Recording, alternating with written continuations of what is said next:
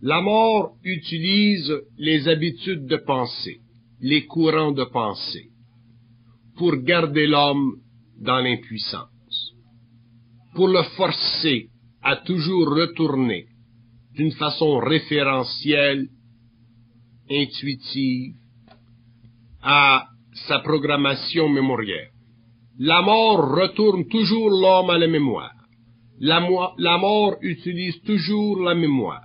Et les habitudes de l'homme sont les traces utilisées par la mort pour le garder en relation étroite avec cette mémoire qui est mécanique, planétaire, involutive, retardataire et qui bloque le mouvement de son esprit à travers son ego, sa lentille. L'homme apprendra à se méfier totalement de ce que l'on dit, totalement de ce qui est dit dans le monde, totalement de ce qui est rapporté dans le monde.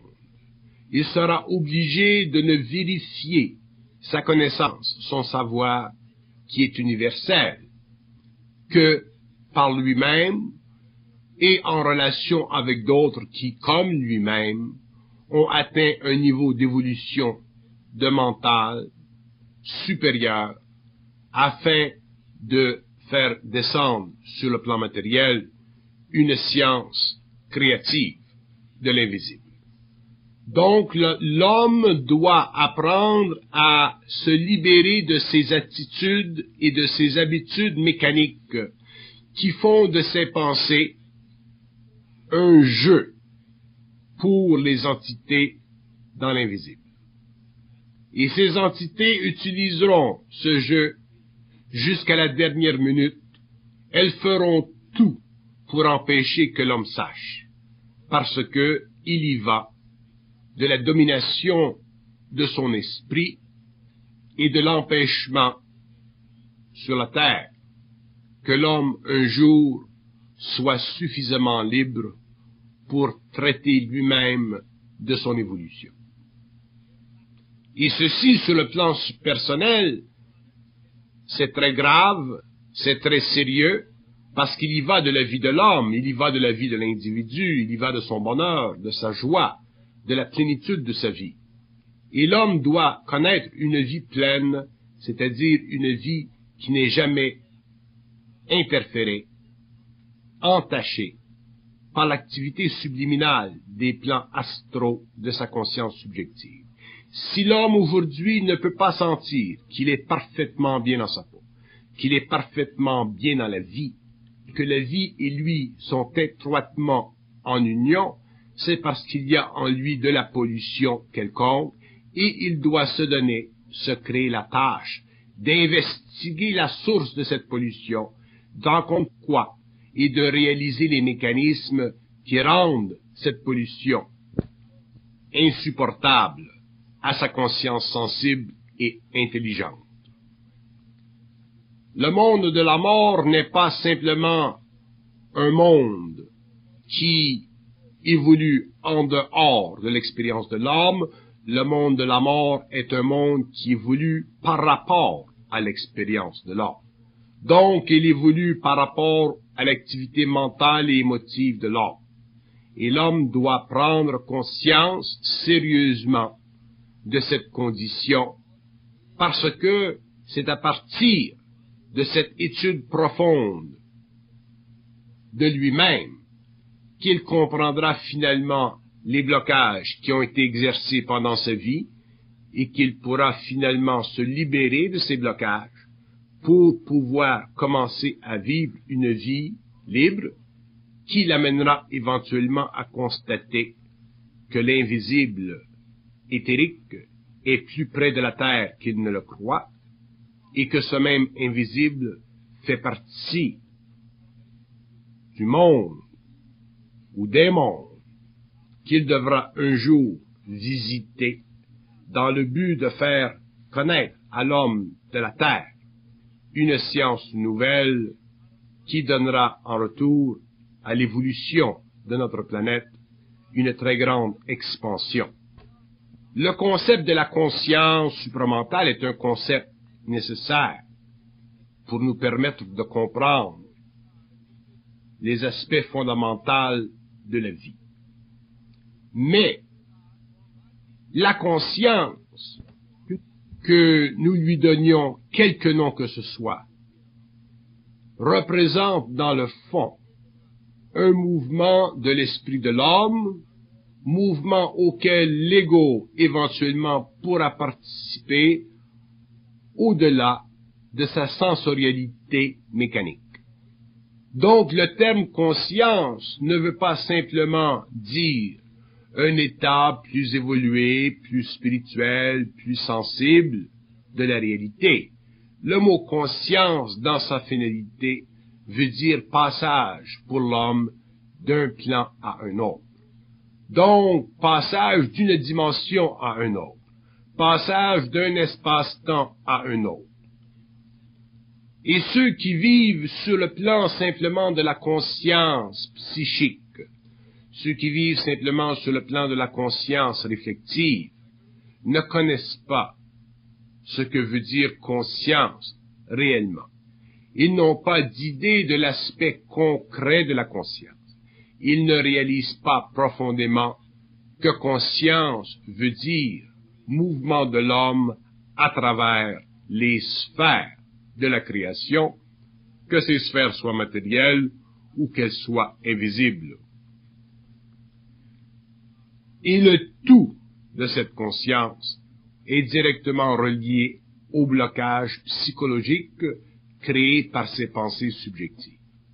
Donc l'homme doit aujourd'hui commencer à évaluer ses pensées, commencer à contester ses pensées, commencer à forcer l'astral à rebrousser chemin.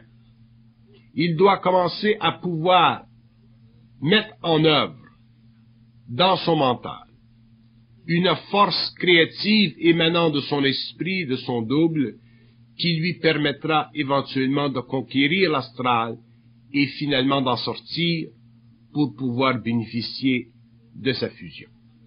Et une fois que l'homme connaîtra la fusion, sera dans un état de fusion, l'éther, l'expérience de sa conscience dans l'éther, sera présente et il commencera à connaître l'infinité des mondes parallèles. C'est à partir de ce moment-là que l'homme sera réellement un scientifique, qu'il sera réellement un être créatif, et que la vie telle qu'il l'a connue n'aura plus jamais pour lui de conséquences. C'est là que l'homme vivra à un autre niveau et que l'on dira qu'il est et qu'il partage la vie. Donc, l'homme doit sortir de son cocon, c'est-à-dire qu'il doit sortir de cette sorte de plénitude psychologique qui est en fait une limitation, pour entrer dans une plénitude réelle qui est à la mesure de sa capacité de percer à travers les voiles épais de sa pensée subjective. Il doit finalement reconnaître que la vie de la conscience réelle et supramentale n'est pas simplement un roman feuilleton, mais que cette vie est effectivement une nouvelle étape dans la conscience de l'humanité et qu'elle représente ce que l'homme a toujours rêvé d'être, c'est-à-dire libre de la mort, de ses conséquences, de ses teintes, qui, sur le plan de l'expérience, lui ont toujours donné ou créé une mesure limitative de son être. L'homme doit un jour sentir qu'il n'a pas de limite.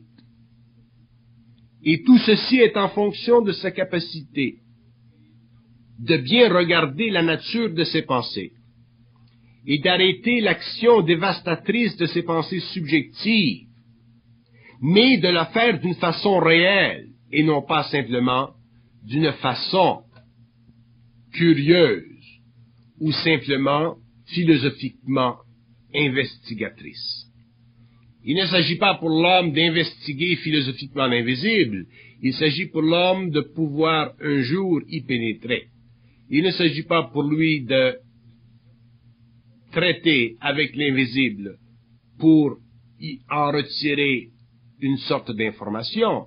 Il s'agit pour lui d'arrêter, de mettre un frein à l'activité de l'invisible astral dans sa conscience pour qu'il puisse ensuite bénéficier d'une expansion de conscience, c'est-à-dire d'un mouvement plus régularisé de son esprit avec son ego, mouvement que l'on appellera alors la fusion de sa conscience. Elle est là la destinée de l'homme individuel, et elle sera là demain au cours de la 7e race racine, la destinée de l'humanité. Ceci fait partie des choses qui doivent prendre place dans notre système solaire. Autrement dit, aujourd'hui, nous essayons de faire comprendre à l'homme nouveau que l'évolution de la conscience supramentale est quelque chose de concret, quelque chose de très, très concret, beaucoup plus concret qu'il ne puisse se l'imaginer, quelque chose qui va au-delà de son expérience matérielle, mais qui est directement relié avec l'harmonisation des forces dans sa vie matérielle. Il n'y a plus pour l'homme nouveau de voie autre que la percée à travers l'astral.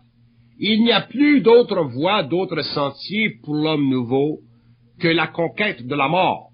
Il n'y a plus pour lui de recherche spirituelle.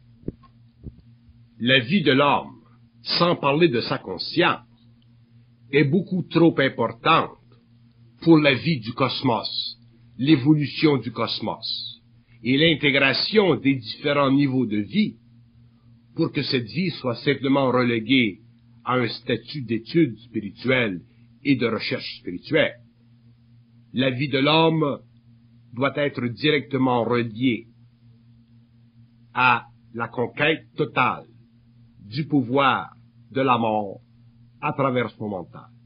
Et nous possédons aujourd'hui les outils pour la faire.